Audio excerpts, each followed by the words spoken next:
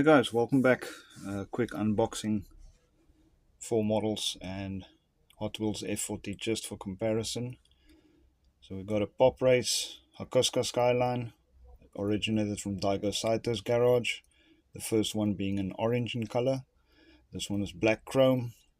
Then we got MotorHelix's R34 Skyline, E30 Libertywalk wide body F40, and Kaido House Mini GT E30 BMW. So let's get cracking. Hakosuka Skyline, very nice model indeed. Nice wheels, opening hood and trunk, nice engine detailing. Thing with these models is got to be careful of that wing. Do not pull on that wing, rather get something sharp to open the boot lid up, and you'll see the nice radiator fuel cell in the back. Very cool detail. Do not pull on that wing, very fragile.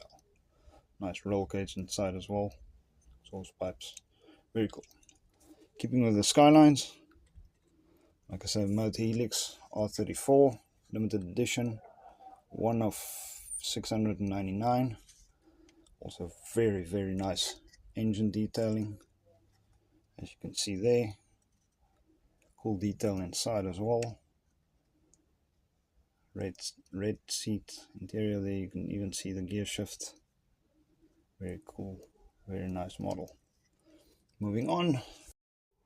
So next up, E64 Libertywalk wide body F40. This thing is packed with detail. Absolute insane model. Even safety belts on the seats. Crazy detail. Absolutely brilliant model. Tire lettering, etc. Now if you take this and compare it to the Hot Wheels, well, yeah, you see what you pay for.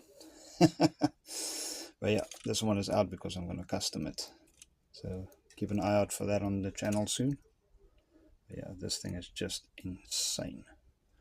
And then last but not least, Kaido House E30. Oh, look at that. Chase model. Zamak, in other words, no paint. Crazy detail once again, as with Kaido House. Just mad detail, this thing. Also, nice engine detailing. Very cool. Now you can see great interior work, roll cage, etc. And obviously the turbo fans are actual turbo fans, as you can see there. So yeah, thanks guys for popping in. See you on the next one. Cheers.